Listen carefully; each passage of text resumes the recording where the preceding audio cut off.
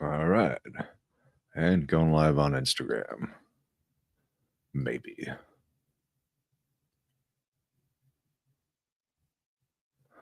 All right. And we look live on Instagram as well. All right, my insomniacs. Good morning and welcome back to our 1.8 read or Harry Potter and the Sorcerer's Stone, Chapter 8, The Potions Master. Yesterday went pretty badly, so I'm going to try to do the whole thing over again. So without any further ado, The Potions Master.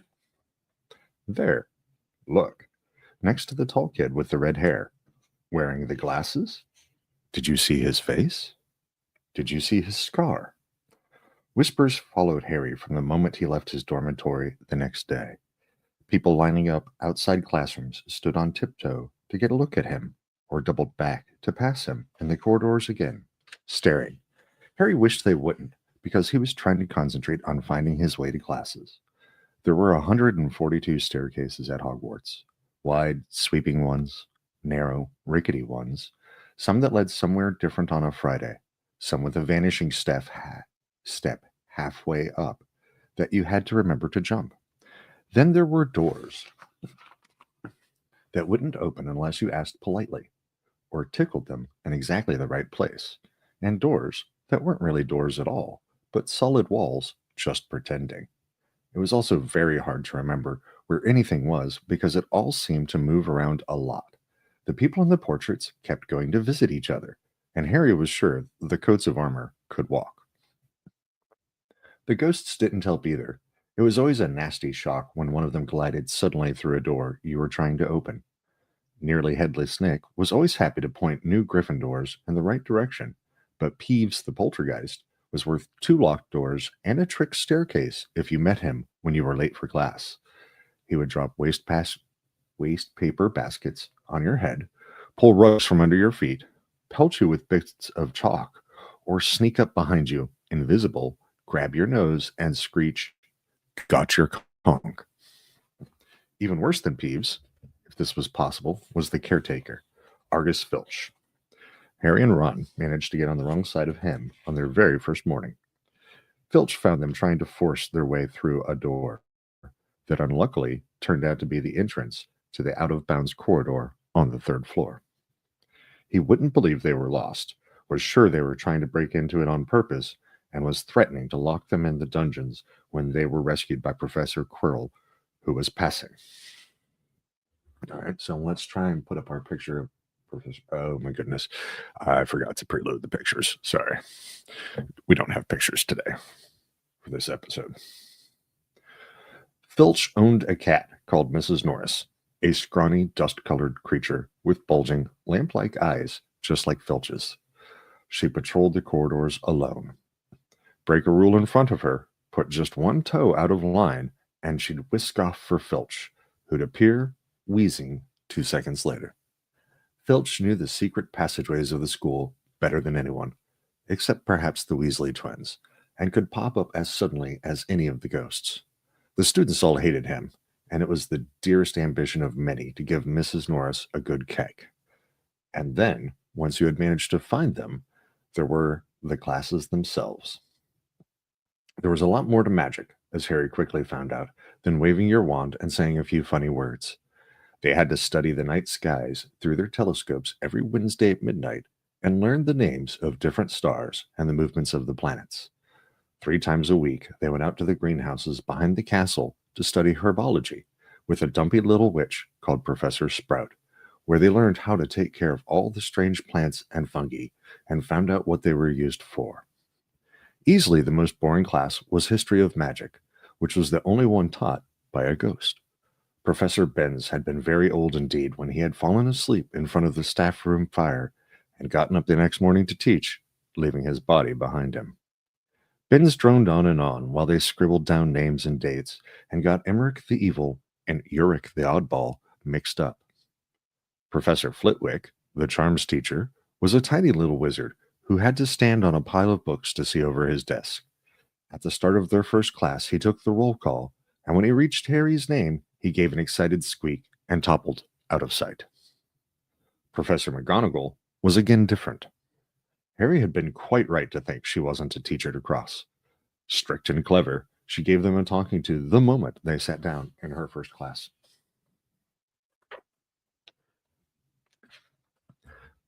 Transfiguration is some of the most complex and dangerous magic you will learn at Hogwarts, she said. Anyone messing around in my class will leave and not come back. You have been warned. Then she changed her desk into a pig, and back again. They were all very impressed and couldn't wait to get started, but soon realized they weren't going to be changing the furniture into animals for a long time. After taking a lot of complicated notes, they were each given a match and started trying to turn it into a needle. By the end of the lesson, only Hermione Granger had made any difference to her match. Professor McGonagall showed the class how it had gone all silver and pointy and gave Hermione a rare smile. The class everyone had really been looking forward to was Defense Against the Dark Arts. But Quirrell's lessons turned out to be a bit of a joke. His classroom smelled strongly of garlic, which everyone said was to ward off a vampire he'd met in Romania and was afraid would be coming back to get him one of these days. His turban, he told them, had been given to him by an African prince as a thank you for getting rid of a troublesome zombie. But they weren't sure they believed this story. For one thing, when Seamus Finnegan asked eagerly to hear how Quirrell had fought off the zombie, Quirrell went pink and started talking about the weather.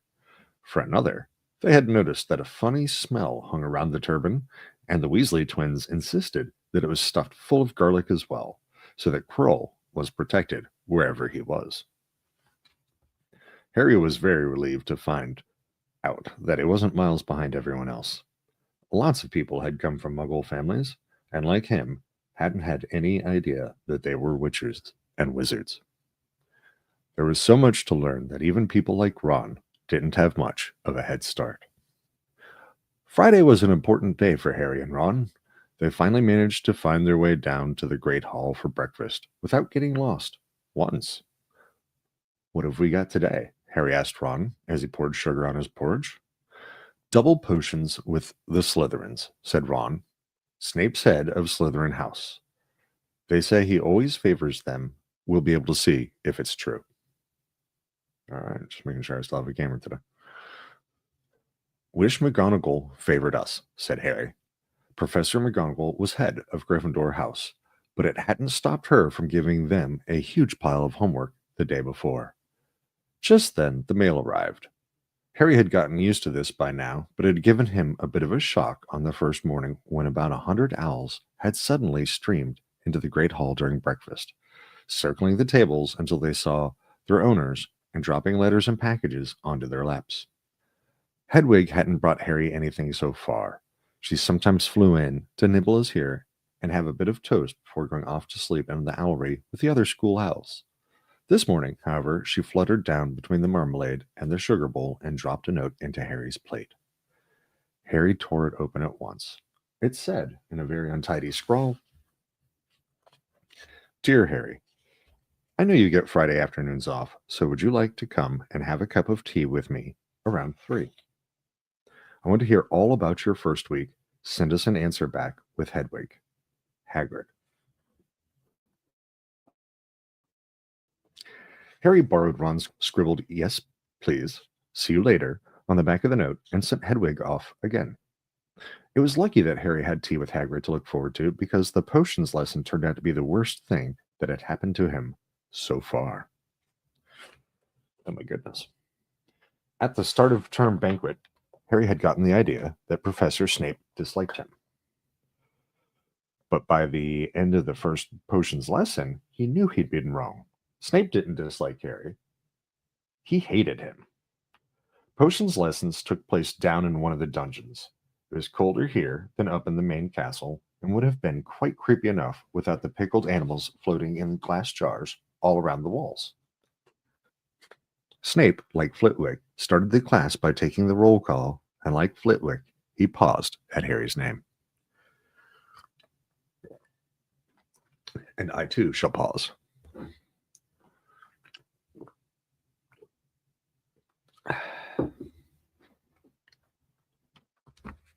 It's 6 a.m. I need coffee. Sorry. There we go. He paused at Harry's name. Yes, he said softly. Harry Potter, our new celebrity. Draco Malfoy and his friends, Crabbe and Goyle, sniggered behind their hands. Snape finished calling the names and looked up at the class. His eyes were black like Hagrid's, but they had none of Hagrid's warmth. They were cold and empty and made you think of dark tunnels. I'm gonna be honest with you. I can't read this next segment and not at least think of Alan Rickman's performance in the movie. You are here to learn the subtle science and exact art of potion making, he began. He spoke in barely more than a whisper, but they caught every word. Like Professor McGonagall, Snape had the gift of keeping a class silent without effort. As there is little foolish wand-waving here, many of you will hardly believe this is magic. I don't expect you will really understand the beauty of the softly simmering cauldron with its shimmering fumes, the delicate power of liquids that creep through human veins, bewitching the mind, ensnaring the senses. I can teach you how to bottle fame, brew glory, even stopper death. If you aren't as big a bunch of dunderheads as I usually have to teach. More silence followed this little speech. Harry and Ron exchanged looks with raised eyebrows. Hermione Granger was on the edge of her seat and looked desperate to start proving that she wasn't a dunderhead. Potter, said Snape suddenly, what would I get if I added powdered root of asphodel to an infusion of wormwood? Powdered root of what? To an infusion of what? Harry glanced at Ron, who looked as stumped as he was. Hermione's hand had shot into the air. I don't know, sir, said Harry. Snape's lips curled into a sneer. Tut, tut. Fame clearly isn't everything. He ignored Hermione's hand. Let's try again, Potter. Where would you look if I told you to find me a bezoar? Hermione stretched her hand as high into the air as it would go without her leaving her seat. But Harry didn't have the faintest idea what a bezoar was. He tried not to look at Malfoy, Crabbe, and Goyle, who were shaking with laughter. I don't know, sir. I don't know either, but I'm going to have some more coffee.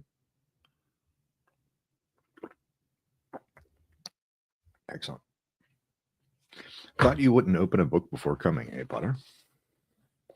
Harry forced himself to keep looking straight into those cold eyes. He had looked through his books at the Dursleys, but did Snape expect him to remember everything and 1,000 magical herbs and fungi? Snape was still ignoring Hermione's quivering hand. What is the difference, Potter, between monk's hood and wolfsbane? At this time, Hermione stood up, her hands stretching towards the dungeon ceiling. Oh my god. Yeah, that's Hermione. I don't know, said Harry quietly. I think Hermione does, though. Why don't you try her? That's pretty funny. A few people laughed. Harry caught Seamus's eye, and Seamus winked. Snape, however, was not pleased. No, he wouldn't be. Sit down, he snapped at Hermione. For your information, Potter, asphodel and wormwood make a sleeping potion so powerful it is known as the Draught of Living Death. A bezoar is a stone taken from the stomach of a goat, and it will save you from most poisons. As for monk's hood and wolfsbane, they are the same plant, which also goes by the name of aconite. Well, why aren't you all copying that down? There was a sudden rummaging for quills and parchment. Over the noise, Snape said, and a point will be taken from Gryffindor. House for your cheek, Potter. Things did not improve for the Gryffindors as the potions lesson continued. Snape put them all into pairs and set them to mixing up a simple potion to cure boils.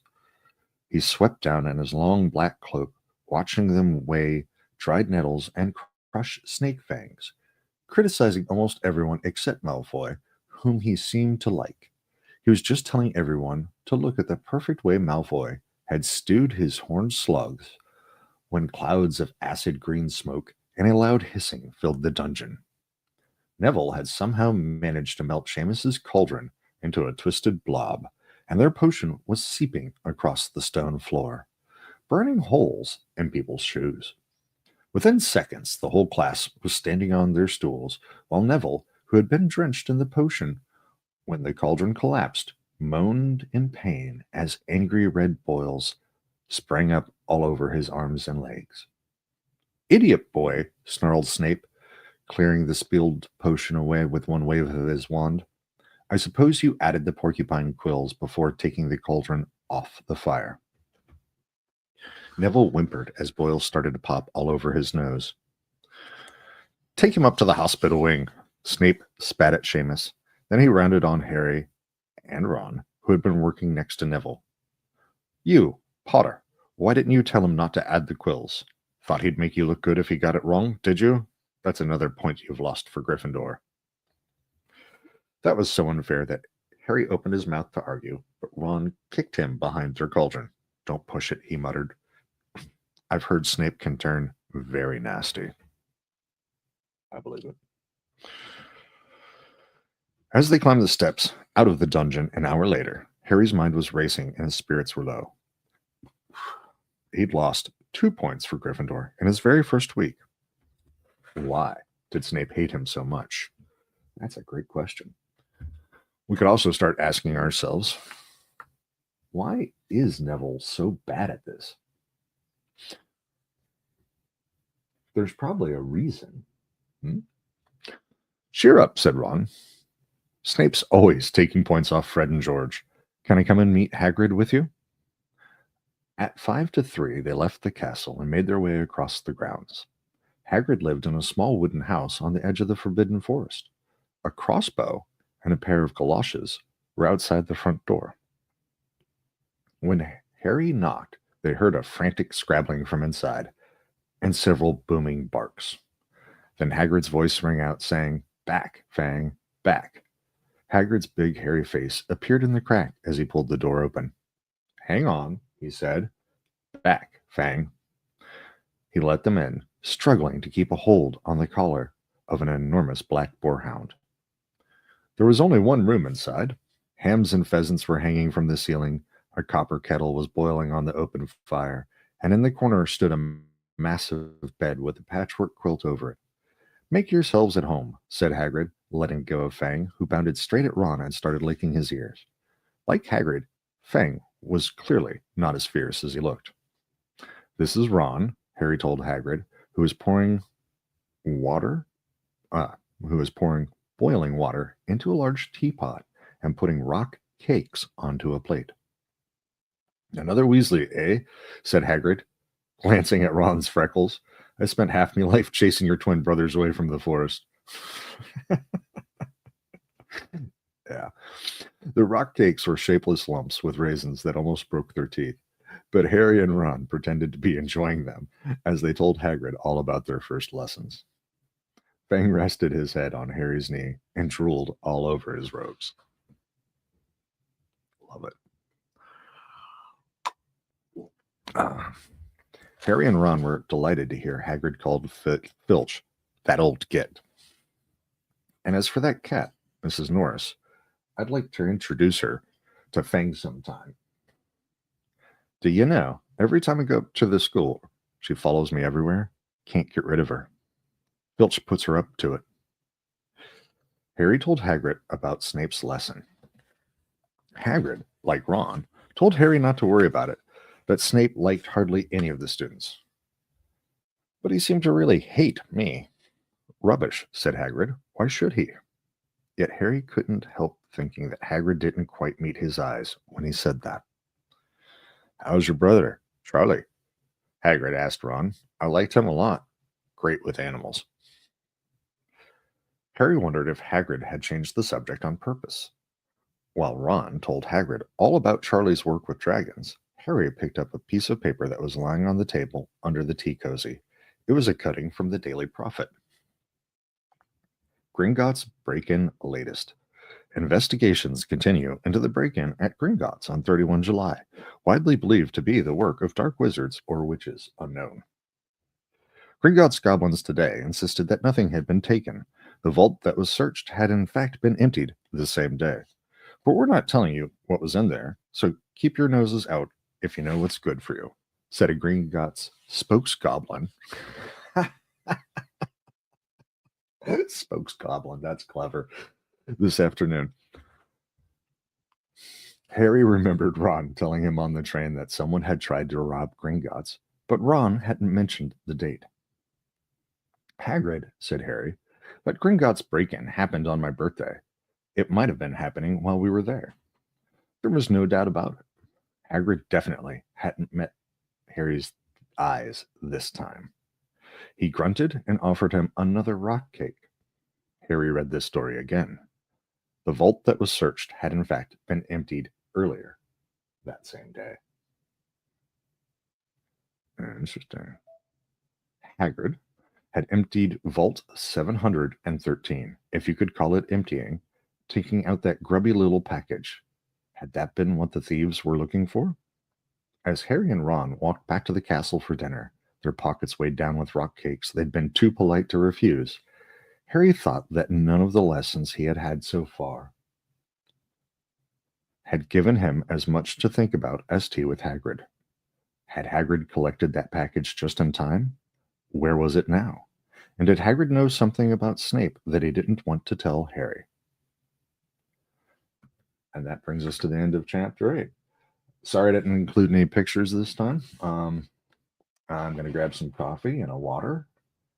And I'm going to be back to do the midnight duel in a couple of minutes. See you then.